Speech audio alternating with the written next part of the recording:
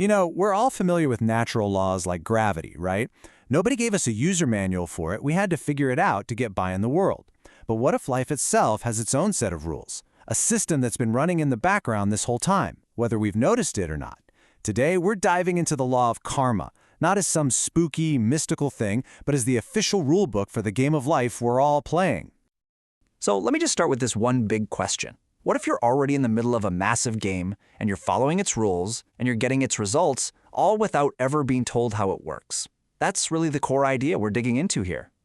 I think this comparison is the perfect way to look at it.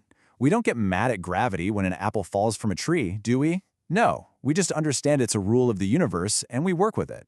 Well, in the same way, karma isn't some cosmic judge sitting up there handing out punishments. It's just a natural law of cause and effect. It's like planting a seed. What you plant is what you get.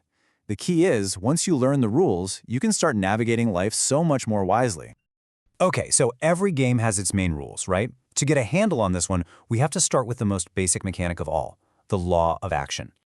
Here's the definition in a nutshell. Karma is just the principle that every single thing we do creates a result. And look at how broad this is. It's not just about what you do with your body. It includes every word you say and, this is the big one, everything you think. Every single thought, every word, every deed is a cause that just sets an effect into motion.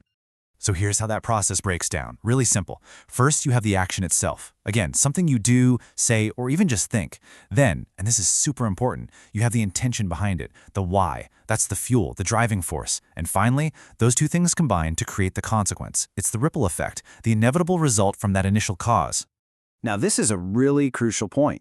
You're probably thinking, well, what if I didn't mean to do it? According to this law, a lack of intention doesn't just wipe the slate clean. The action still produces a result.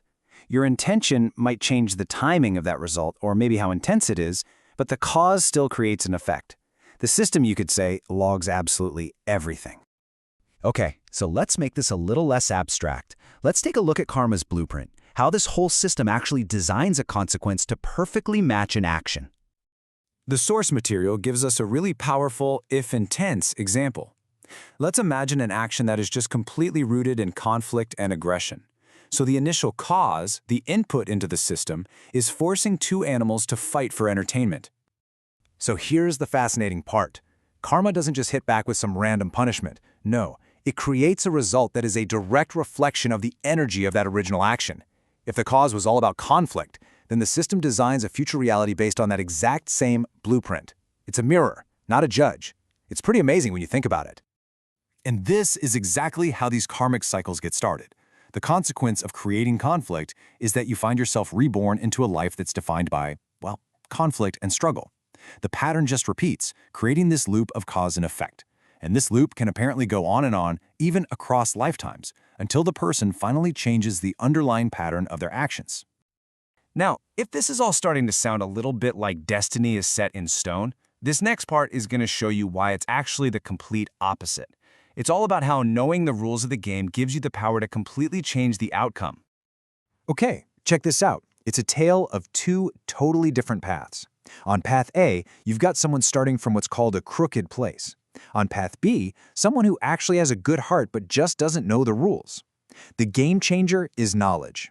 The person on path A learns about the law of karma and starts consciously changing their actions to create good causes.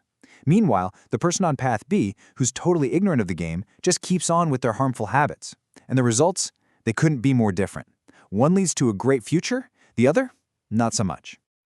So what's the big lesson here? It's so powerful. It wasn't about who was a better person at the start, not at all. The deciding factor was who understood the rules of cause and effect. Knowing how the system works is what gives you the power to take the wheel and steer your own destiny. All right, so that brings us to the really practical part. Now that we're getting a sense of the rules, how do we actually start playing this game more skillfully? Here are some of the key strategies that come from this understanding. First, just really make an effort to study and get how this works. Second, don't just try to avoid bad stuff. You want to be proactive. Intentionally create good causes. Third, start to become aware of the repeating patterns in your own life, those harmful cycles, and learn how to break them. And finally, really let it sink in that every single choice you make matters. Nothing is too small to count. When you boil it all down, understanding karma is really an act of empowerment. It totally shifts your perspective. You're no longer just a victim of fate. You become the creator of your own experience. It's all about taking full ownership of your choices and realizing that you're the one steering your own ship. But just playing the game better isn't actually the final goal. There's a much deeper purpose to understanding all these rules, and it leads to what you could call the ultimate freedom. And this is the question that everything has really been building up to. If we master our actions, if we rack up a ton of good results, does that mean we've won? Is that the end of the game? The answer we find in the source material is pretty profound. The point isn't just to get a high score of good karma, because while that definitely makes for a better life inside the game, well, you're still playing the game. The real goal is to understand the system so deeply, so completely, that you can actually step outside of it altogether, to achieve a state of true liberation, where you are no longer bound by this endless cycle of cause and effect. So the ultimate win isn't just getting a high score, it's achieving total freedom from the game itself. And that's a pretty incredible thought to end on.